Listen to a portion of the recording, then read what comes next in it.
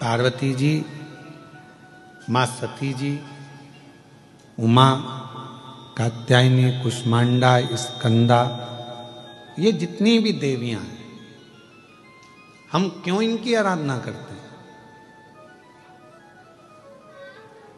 कभी आप लोगों ने विचार करा कि माता जी की हम लोग आद्य शक्ति दुर्गा भवानी की, माँ उमा की, माँ कात्यायनी की, चंद्रघंटा की, स्कंदा की, इन माताओं की आराधना हम क्यों करते?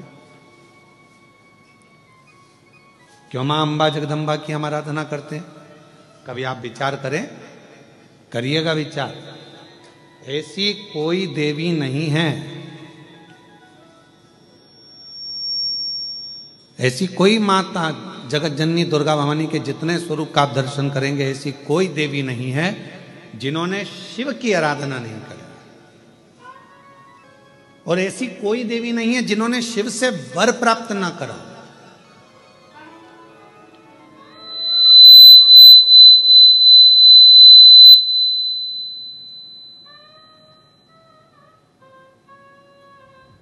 और सबसे बड़ा वर एक ही लिया माता रानी ने, जगत जननी दुर्गा भवानी ने, जगदम्बा ने, भगवान देवादिदेव महादेव से जो वर मांगा, जो वर की कामना करी, तो उन्होंने एक वर सबसे प्रबल मांगा।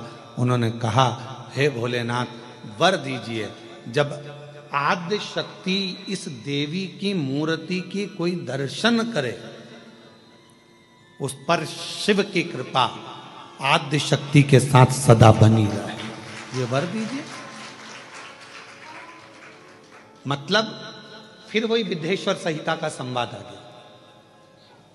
शिव महापुराण की विद्येश्वर संहिता कहती है, श्री शिवाय नमस्तुभ्यम बोलने वाले के मुख का मात्र कोई दर्शन कर लेता है तो उसको अश्वमेध यज्ञ का फल प्राप्त हो जाता है।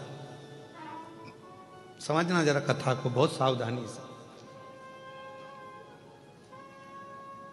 श्री शिवाय नमस्तुभ्यम का कोई मंत्र जाप कर ले और उसके मुख का मात्र दर्शन कर लो, तो हमारे जीवन के सारे संचित पाप जितने भी हैं वो नष्ट हो जाते हैं। तो देखा जाए तो जैसे शंकर भगवान ने आद्य शक्ति दुर्गा भवानी को वर दिया कि तुम्हारे मूर्ति का दर्शन जो करेगा, हे दुर्गा, हे आद्य शक्ति, हे जगदम्बा, हे चामुंडा, हे कात्यायनी, हे गौरा, हे स्कंदा, हे मां चंद्रघंटा, हे चिंतपूर्णी, हे मनसा, हे कांगड़ा, हे ज्वाला, हे वैष्णव, हे मैयर, जो तुम्हारे इस स्वरूप का दर्शन करेगा, जो मांगेगा वो फल उसको प्राप्त होगा, मनवांचित फल उसको प्राप्ति हो, शिव की कृपा होगी। तो वही की वही बात तो यहाँ शिव महापुराण की विद्येश्वर संहिता में लिख दिया। विद्येश्वर संहिता में लिखा कि श्री शिवाय नमस्तुभ्यम का जाप करने वाले, श्री शिवाय नमस्तुभ्यम के मंत्र का उच्चारण करने वाले, श्री शिवाय नमस्तुभ्यम को बोलने वाले के मात्र मुख का दर्शन कर लीजिए। अगर मुख का दर्शन कर लिया तो हमारे जीवन के जितने संचित पाप हैं वो सब नष्ट हो जाते हैं और अश्वमेध यज्ञ का पुण्य फल हमें प्राप्त हो जाता है।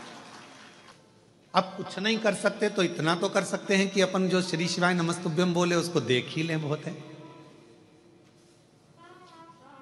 इसीलिए शिव महापुराण की कथा में आपसे बारंबार श्री शिवाय नमस्तुभ्यम, श्री शिवाय नमस्तुभ्यम, श्री शिवाय नमस्तुभ्यम, श्री शिवाय नमस्तुभ्यम, श्री शिवाय नमस्तुभ्यम, श्री शिवाय नमस्तुभ्यम। क्यों शिव महापुराण में आपसे हम श्री शिवाय नमस्तुभ्यम मंत्र का जाप करवाते हैं, बारंबार मंत्र बुलवाते हैं? क्यों?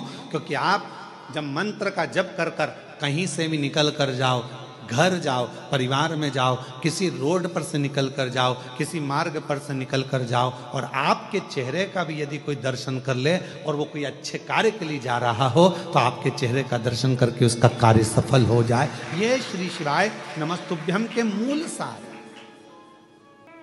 ये मंत्र की मूलता है। एक श्री शिवाय नमस्तुभ्यम मंत्र। तो यहाँ आद्य शक्ति दुर्गा भवानी वो कहते हैं ना कि आप व्यस्त हो तो समझ लो कि सबसे ज्यादा मस्त हो।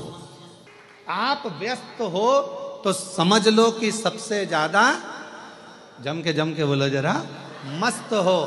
और आप किसी की खुशियों को देखकर त्रस्त हो तो समझ लो काय के मस्त हो। किसी की खुशी देखकर कोई अच्छे पद पर बैठ गया, कोई अच्छी कुर्सी पर बैठ गया, कोई अच्छे पद पर पहुंच गया, कोई औहदे पर पहुंच गया, कोई बहुत अच्छा काम कर लिया, किसी ने बहुत अच्छा कार्य कर लिया और उसको देखकर आप अंदर ही अंदर से त्रस्त हैं तो फिर काय के मस्त है, काय के मस्त। इसलिए शिव महापुराण की कथा कहती है कि भगवान से प्रार्थना करा करो कि मुझे व्यस्त रखना। अगर मैं व्यस्त नहीं रहूंगा तो लोगों की अवगुण देखूंगा, लोगों के गलत गलत भाव देखूंगा, अच्छा ही नहीं देख पाऊंगा। इसलिए मुझे व्यस्त रखना। व्यस्त, आप व्यस्त हो तो समझ लो कि आप मस्त हो। और यदि दूसरे की खुशियां देखकर आपका मन त्रस्त हो रहा है तो फिर ऐसी मस्तता किसी काम की नहीं। शिव महापुराण की कथा कर रही है, भगवान शंकर का चरित्र कर रहा है। मेरी जितनी आद्य शक्ति दुर्गा भवानी, मेरी माँ जगज्जननी, पार्वती माँ, जितनी माता हैं, ये कहीं ना कहीं शिव की स्तुति करती हैं और शंकर भगवान इनको प्रेरणा देते हैं कि किन असुर का संहार करना, किन दुष्टों का संहार करना।